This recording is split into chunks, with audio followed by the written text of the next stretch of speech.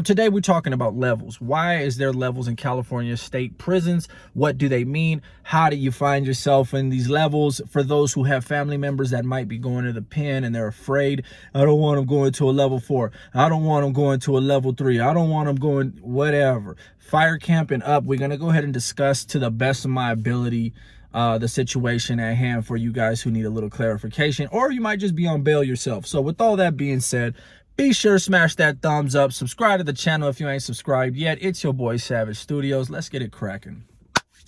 So levels are designed to help classify you. When you go to reception, you go from county jail, you go to reception. No one likes being in reception. It's not really the best stay. You get no TV. I don't know if things have changed since I was there, but you get no TV. It's just not the place you want to be. It's literally a passing through while they classify you. Just typically takes a whole lot longer than it should be taking.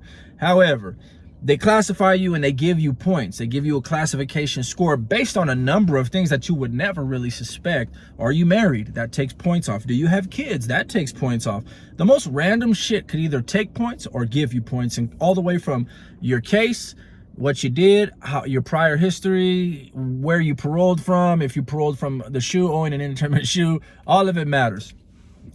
I myself entered into the system with not a lot of points. Like that. I could have went either way. I could have went down to like a level 2, a level 1. If I really focused up, by the end of my term, I would have been in fire camp. If not fire camp, I would have been at a level 1 or level 2, which is beautiful. We're talking places that sometimes have fucking tennis courts or a little golf course or something. You know, these guys, yeah, you know, technically speaking, they're still gang members. But even before the integrated yards hit, even before the 50-50 designated yards even happened, they were still kind of considered no good. Like if you were active and you knew your homies were on a level 2, them guys were already kind of low-key, just no good. There was a lot of trash that always floated around them yards. Trash, right? Whatever your definition of that is your definition. I use it because that's just the lingo. That's what's basically somebody who's not in the best standing in a prison lingo is trash. So, anyways, catching a fade with somebody, boxing with somebody on the yard to get you 6 to 8 points, typically maybe 4, I'm not sure.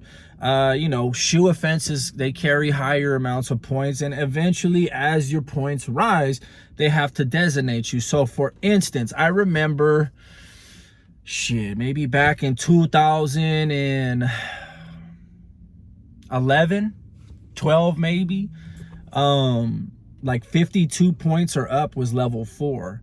Now, what is a level 4? A level 4 is somewhere where the people with high points get. How do you get high points? You don't end up with high points for no good reason. You're only going to get high points if you earn high points.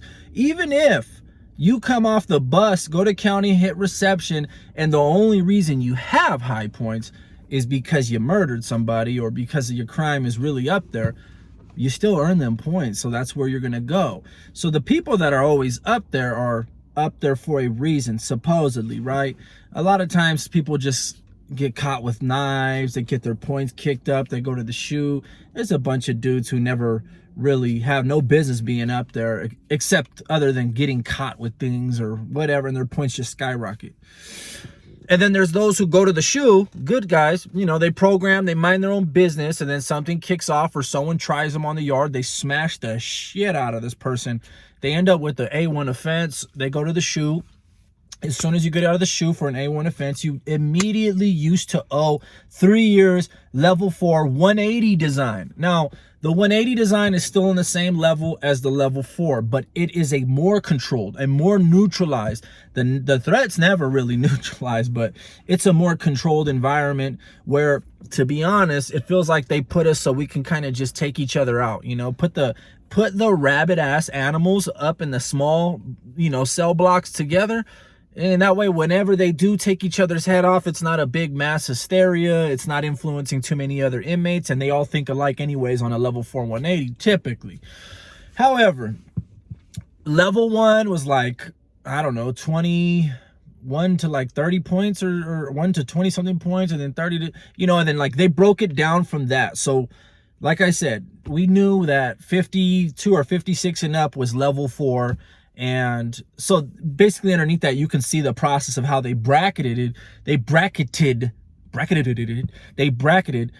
fucking point system. You know what I'm saying? So if you have somebody related to you that's going to prison, has never offended before, their crime isn't this heinous crime, they really have nothing to worry about. So if they find themselves on a level 4, well, it can happen, but typically they cause that to happen. But there has been plenty of times where, I don't know, maybe classification just didn't like the said individual, and a certain individual would roll up to Kern Valley, Tehachapi, one of these 180 yards, and it would be like, wait a minute, bro. How the fuck did you end up on this yard? Your points are very low. That's, you can't piss people off, because then they could screw you over. Or if they see you're affiliated, or if they see you're hanging out with these guys, or that's all it takes sometimes. Now, does the level system actually work in California? Absolutely. Level 4 inmates absolutely do not think like level 1 or level 2 inmates in any retrospect of any regard. We can get along, we can be relatable, especially if we come from the same hoods. And I'm not saying level 1, level 2, and level 3, I'm not saying that they're soft or they're turned down or they're weenies or no. There's killers all over prison, anywhere you look. That's the truth.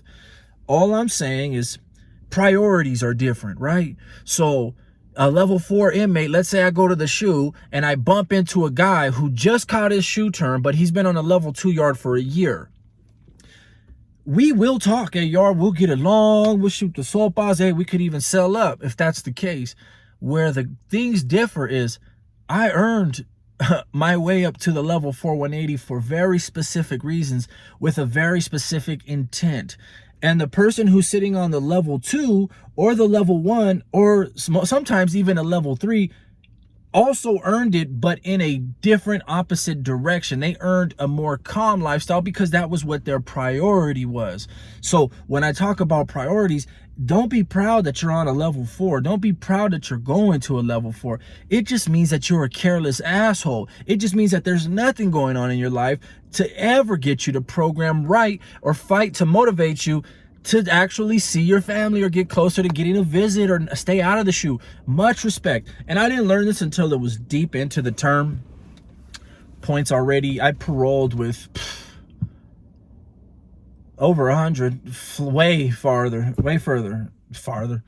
I even talked to one of my exes. She had all my paperwork, but her dude made her throw it away or whatever the case was. And I was hoping she would have had my paperwork, my classification sheet, man. It was a trip sitting there in the shoe with all these points.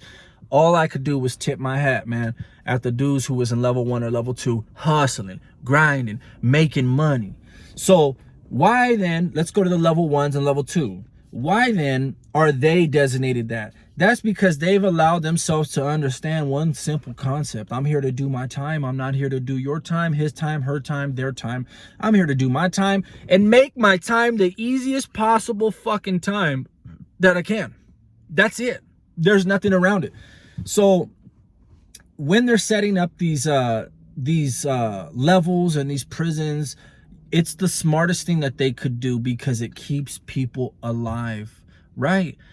You can't stick a bunch of level 4 180 guys. Come on, these guys are murking them cellies, man. They're murking their cellies. They're taking their cellies out, man. Some of them are doing real heinous things to their cellies.